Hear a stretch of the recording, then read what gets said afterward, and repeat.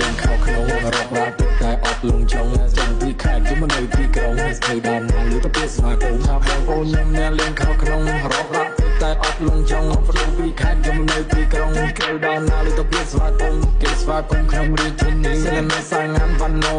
ហើយណាមកណាក៏ថាយើងលុយកញ្ញាហើយយើងថាពូឯរងថ្ងៃនេះឲ្យយ៉ាប់តែបន្តិចពូម៉ាក់ខ្ញុំវាចូលចិត្តលោអត់តែមករកស្អីដឹងតែឆ្លោះគ្នាភ្លេចឆ្លោះនេះបាបងសុខរួមសុខមានតករកចោលក្រុមទីថ្ងៃខ្ញុំចេះធ្វើ